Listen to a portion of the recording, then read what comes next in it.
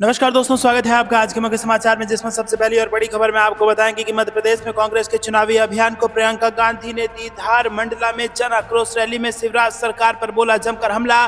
दूसरी खबर में जिक्र होगा कि केंद्रीय मंत्री गजेंद्र सिंह शेखावत को राजस्थान पुलिस ने भेज दिया नोटिस, बैंक खातों और वित्तीय लेन देन की मांगी डिटेल। तीसरी खबर में आपको बताएंगे कि पवित्र गंगा जल पर 18% GST लगाने पर भड़के खड़गे, कहा यह मोदी सरकार की लूट और पाखंड की पराकाष्ठा है। चौथी खबर में आपको बताएंगे कि चुनाव आयोग की अफसरों पर गिरी गाज, 2 कलेक्टर और 3 SP को हटाया, तत्काल प्रभाव से छीन लिया प्रभार। और इसी के साथ खबर में आगे आपको बताएंगे कि CAG अधिकारियों के तबादले पर कांग्रेस ने केंद्र सरकार को घेरा, तुरंत आदेश रद्द करने सहित कई मांगे कर दी हैं। दोस्तों, हर एक खबर की डिटेल में आपको ले जाएंगे, लेकिन उससे पहले अगर आपको भी ऐसा लगता है कि 2024 में बन रही है इंडिया गठबंधन की सरकार, तो वीडियो को कीजिए लाइक और चैनल को सब्सक्राइब करके बेल आइकन दबाइए और कमेंट में लिखे जाएं। रुक करते हैं सबसे पहली और बड़ी खबर की तरफ।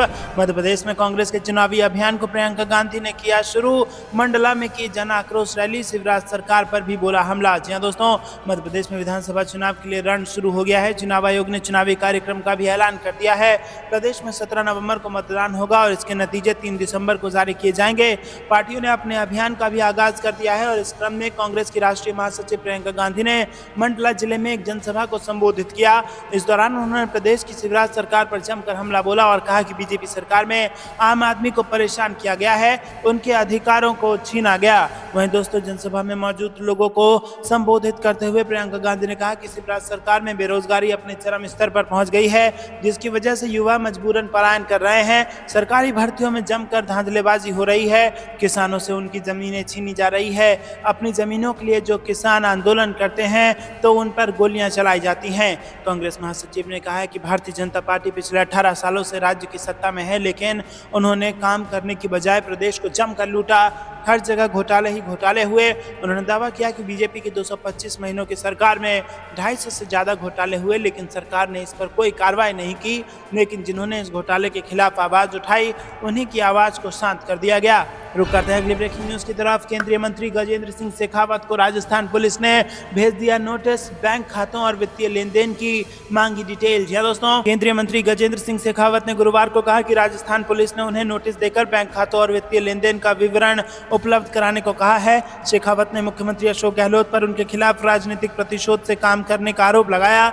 जोधपुर से सांसद शेखावत ने कहा कि जोधपुर में मेरे घर पर एक नोटिस भेजा गया है, जिसमें मेरे बैंक खातों, वित्तीय लेन देन का विवरण मांगा गया है और ये पहली बार है कि मुझे नोटिस भेजा गया है। इससे पहले मुझे ना तो किसी जांच के लिए बुलाया गया था और ना ही मुझे कोई नोटिस दिया गया था। सीएम गहलोत केंद्रीय मंत्री पर संजीवनी क्रेडिट कोऑपरेटिव सोसाइटी घोटाले में शामिल होने का आरोप लगाते रहे, जिसकी जांच राजस्थान पुलिस के विशेष अभियान समूह SOG द्वारा की जा रही है। केंद्रीय जल शक्ति मंत्री ने अपने ऊपर लगे आरोपों को बेबुनियाद और उनकी छवि खराब करने की राजनीतिक साजिश बताया है। उन्होंने दिल्ली में गहलोत के खिलाफ मानहानि का मुकदमा भी दायर किया है। शेखावत ने कहा है कि बुधवार को दिए नोटिस के माध्यम से मांगी गई जानकारी पहले से ही SOG के पास थी। उन्होंने कहा कि जब मैंने लगभग 2 साल पहले मीडिया में मेरे खिलाफ आरोपों के बारे में सुना तो मैंने SOG को एक अभ्यावेदन भी दिया। दोस्तों, करते हैं अगली ब्रेकिंग न्यूज़ की तरफ। पवित्र गंगा जल पर 18% GST लगाने पर भड़के खड़गे, कहा यह मोदी सरकार के लूट और पाखंड की है पराकाष्ठा। जी हां दोस्तों, गंगा जल पर 18% GST लगाए जाने के केंद्र सरकार के फैसले पर कांग्रेस अध्यक्ष मल्लिकार्जुन खड़गे ने PM मोदी पर हमला बोला है। कांग्रेस अध्यक्ष ने इस मामले को लेकर सोशल मीडिया के जरिए केंद्रीय सरकार पर जोरदार निशाना साधा। सोशल मीडिया प्लेटफॉर्म X पर उन्होंने लिखा कि मोदी जी, एक आम भारतीय के जन्म से लेकर उसके जीवन के अंत तक मोक्षदायिनी मां गंगा का महत्व बहुत ज्यादा है। अच्छी बात है कि आप आज उत्तराखंड में हैं, पर आपकी सरकार ने तो पवित्र गंगा जल पर ही 18% GST लगा दिया है। एक बार भी नहीं सोचा कि जो लोग अपने घरों में गंगा जल मंगवाते हैं उन पर इसका बोझ क्या होगा। यह आपकी सरकार के लूट और पाखंड की पराकाष्ठा है।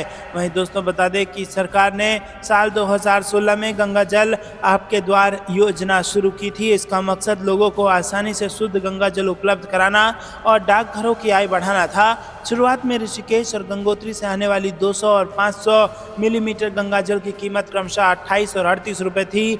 वर्तमान में डाक विभाग के द्वारा गंगोत्री के गंगा जल की 250 ml की बोतल 30 रुपए में दी जा रही है, लेकिन अब सरकार इस पर 18% GST भी जोड़ रही है, जिससे इसकी कीमत 35 रुपए हो गई है। दोस्तों, अब अगर भारतीय डाक से आप गंगा जल मंगवाएंगे तो 18% सरकार को टैक्स देना होगा।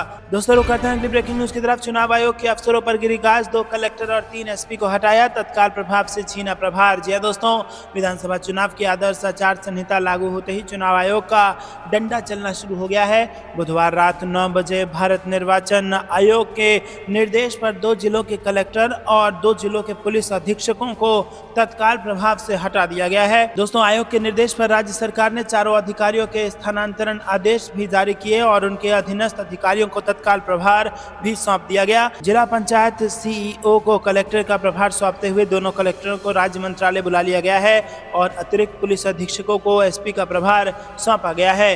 निर्वाचन आयोग के निर्देश पर खरगोन कलेक्टर शिवराज सिंह वर्मा और रतलाम से नरेंद्र कुमार सूर्यवंशी सहित गृह विभाग ने जबलपुर के पुलिस अधीक्षक तुषार कांत विद्यार्थी और भिंड के पुलिस अधीक्षक मनीष खत्री को हटाकर पुलिस मुख्यालय में पदस्थ कर दिया है।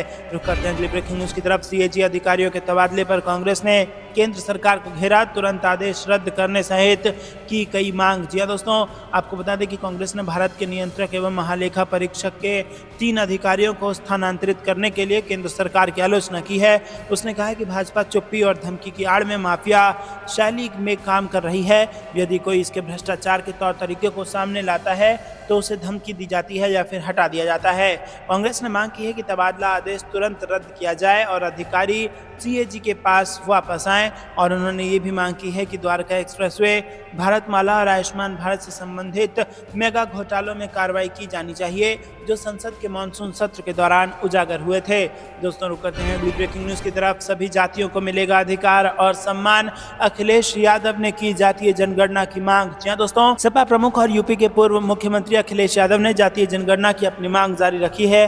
उन्होंने गुरुवार को लखनऊ में कहा कि जातीय जनगणना हमारे समाज को जोड़ेगी, जो जातियां पीछे रह गई थी, जिन्हें अभी तक सम्मान और अधिकार नहीं दिया गया है, और जो लोग ऐसा सोचते हैं कि उनकी जनसंख्या अधिक है लेकिन उन्हें उसके अनुरूप कुछ नहीं मिल रहा है। मुझे लगता है कि जाति आधारित जनगणना हमारे समाज को एकीकृत करेगी। उन्होंने कहा कि इससे सभी जातियों को अधिकार और सम्मान मिलेगा। बाबा साहेब भीमराव अंबेडकर ने जो व्यवस्था की थी उससे जाति को आरक्षण दिया था और बिहार में जातीय गणना की सर्वे के आंकड़े जारी होने के बाद से अखिलेश यादव लगातार जातीय जनगणना की मांग कर रहे हैं और इससे पहले अखिलेश यादव ने बिहार सरकार के जातिगत सर्वेक्षण के आंकड़ों जारी करने का स्वागत करते हुए भी बीजेपी सरकार पर तंज कसा था।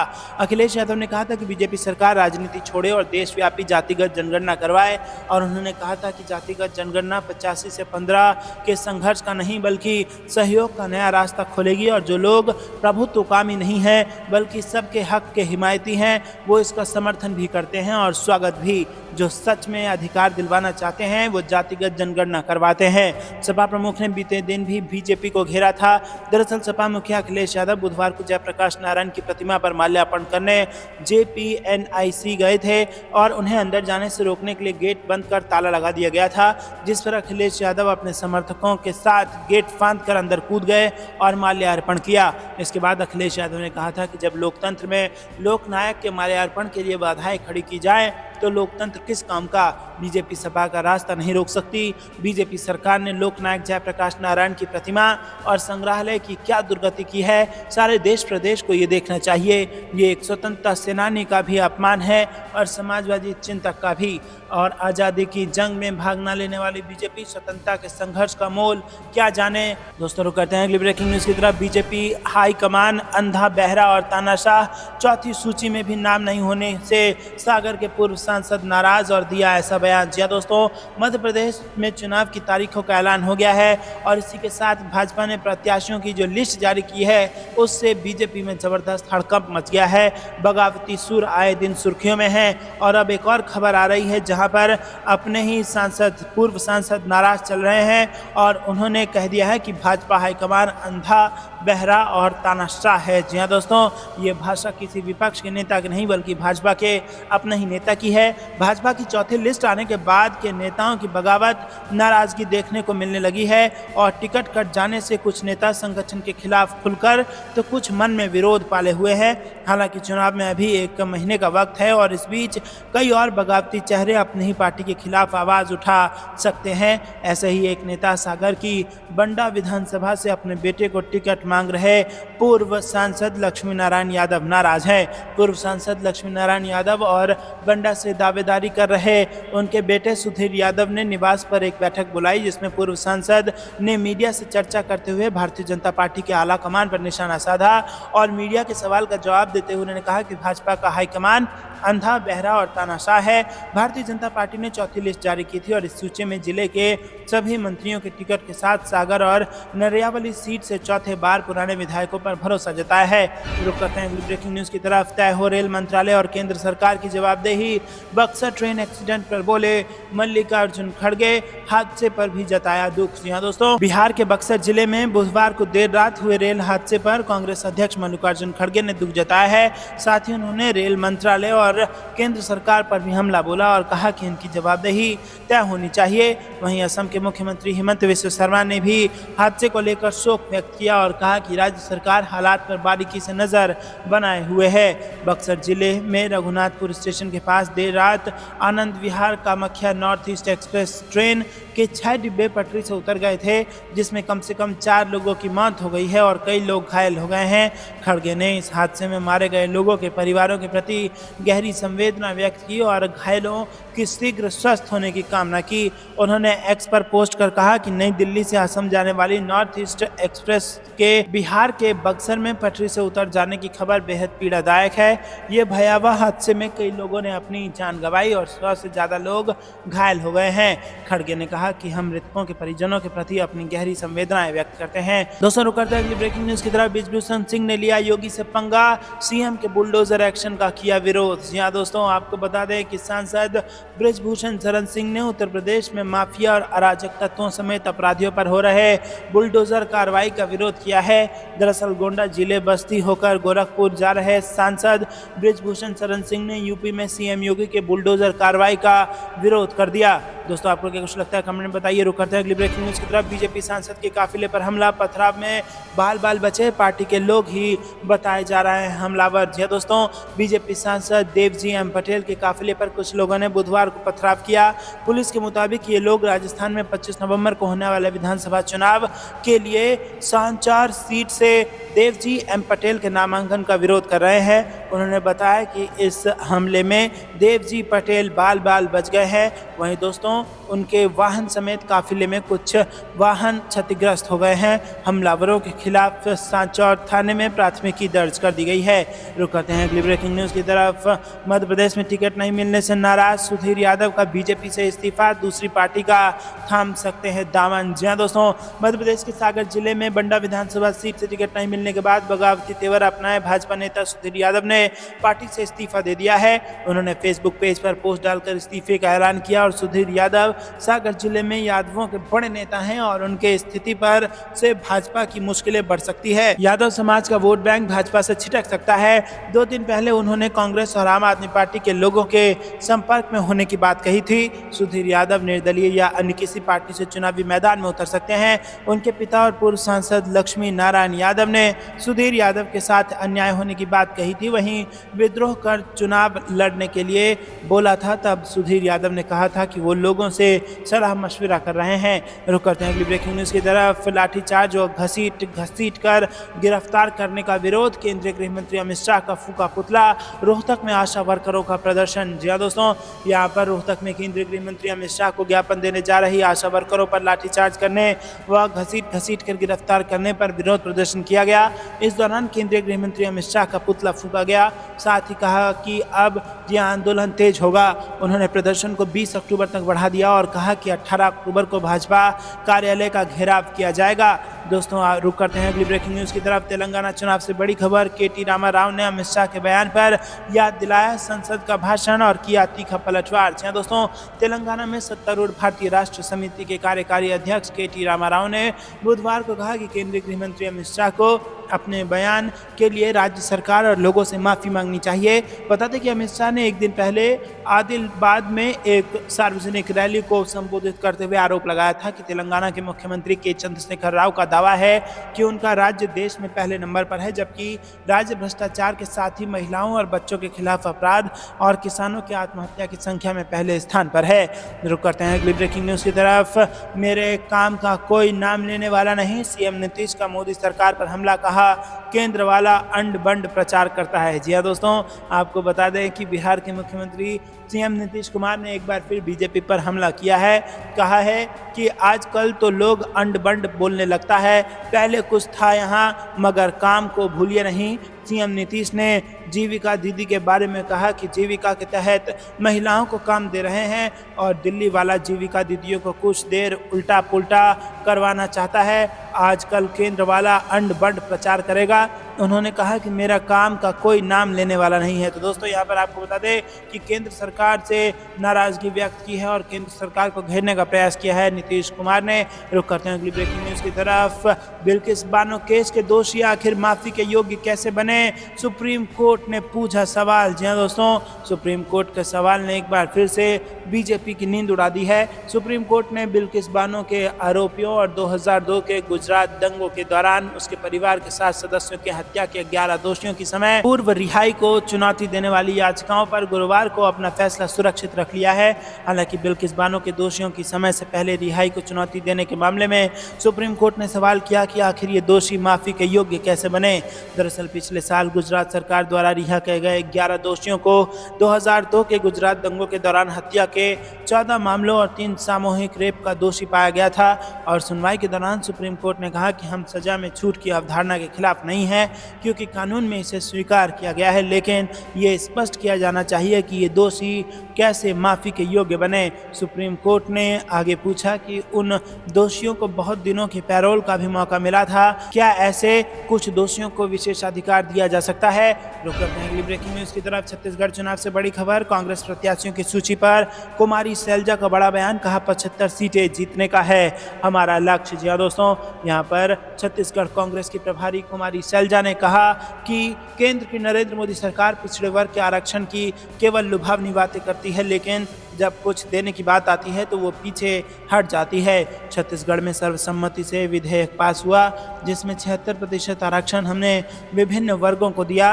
राज्यपाल ने इसे मंजूरी नहीं दी। कुमारी सैलजा ने कहा कि हम छत्तीसगढ़ की 90 में से 75 से अधिक सीटें जीतने के लक्ष्य के साथ चुनाव के मैदान में उतरने जा रहे हैं। छत्तीसगढ़ में 2 चरणों में विधानसभा के चुनाव होने जा रहे हैं। मुख्य चुनाव आयुक्त राजीव कुमार ने 2 दिन पहले ही सोमवार को छत्तीसगढ़ समेत देश के 5 राज्यों में विधानसभा चुनावों की तारीखों की घोषणा की। छत्तीसगढ़ में 2 चरणों में वोट होना है। पहले चरण में बस्तर एवं दुर्ग संभाग की 20 विधानसभा सीटों पर 7 नवंबर को वोटिंग होगी।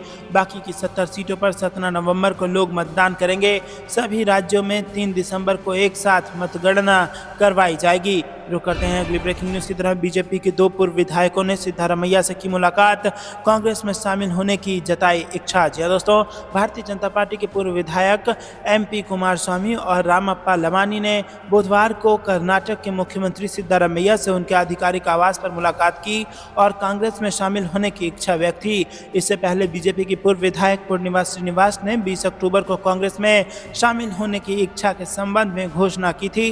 रुक करते हैं अगली ब्रेकिंग न्यूज की तरफ। अडानी ग्रुप की बढ़ी मुश्किलें, दुबई के बिजनेसमैन के साथ संबंधों की जांच कर रहा है सेबी। जी हाँ दोस्तों, अडानी ग्रुप के चेयरमैन और देश के दूसरे सबसे बड़े रईस गौतम अडानी की मुश्किल बढ़ सकती है।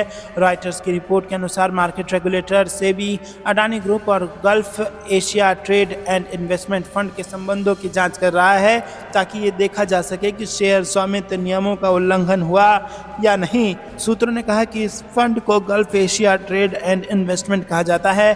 पिछले महीने इसकी वेबसाइट की जांच के अनुसार इसका स्वामित्व दुबई के व्यवसायी नासिर अली शाबान अहली के पास है। हालांकि साइट को तब से हटा दिया गया है। संगठित अपराध और भ्रष्टाचार रिपोर्टिंग परियोजना और खोजी पत्रकार समूह द्वारा रॉयटर्स को उपलब्ध कराए गए डेटा के अनुसार फंड ने कई सूचीबद्ध अदानी फर्मों में निवेश किया है। दोस्तों लोग कहते हैं अगली ब्रेकिंग न्यूज़ की तरफ। सत्ता में आए तो हम भी खरीदेंगे गाय का गोबर, दिग्विजय सिंह ने कर दिया इस बात का ऐलान। जी हां दोस्तों, मध्य प्रदेश विधानसभा चुनाव में सत्ताधारी भाजपा और विपक्षी दल कांग्रेस में भारी गहमा गहमी मची हुई है। जैसे जैसे चुनाव प्रचार तेज हो रहा है, दोनों दल जनता के बीच तरह तरह के वादे की छड़ी लगा रहे हैं। और इसी क्रम में कांग्रेस के लिए प्रचार करते हुए सूबे के पूर्व मुख्यमंत्री दिग्विजय सिंह ने उज्जैन में कहा कि अगर चुनाव बाद राज्य में कांग्रेस की सरकार बनती है तो यहाँ भी छत्तीसगढ़ सरकार की तर्ज पर 3 रुपये प्रति किलोग्राम की दर से गाय का गोबर खरीदेंगे। दिग्विजय सिंह ने यह बात बीते बुधवार शाम में कंप्यूटर बाबा की गौ माता बचाओ यात्रा के समापन समारोह में कही। दिग्विजय सिंह ने कहा कि हमारा उद्देश्य देश और प्रदेश में गायों की सेवा करना है। मैं ये भी कहना चाहता हूँ कि छत्तीसगढ़ में सरकार 2 रुपये किलो में गाय का गोबर खरीदती है और यहाँ पर भी मैं वादा करता हूँ कि अगर चुनाव के बाद हमारी सरकार सत्ता में आती है तो हम 3 रुपये किलो की दर से गोबर खरीदेंगे। हमारा लक्ष्य है कि गाय के गोबर से जैविक खाद बनाकर हम इसे प्रदेश के किसानों को देंगे। तो दोस्तों आपको क्या कुछ लगता है कमेंट में जरूर बताइए। वीडियो अभी तक लाइक नहीं किया तो लाइक कीजिए और चैनल को सब्सक्राइब करके बेल आइकन दबाइए और कमेंट में लिखिए जय हिंद। अभी के लिए इतना ही। जय हिंद, जय भारत।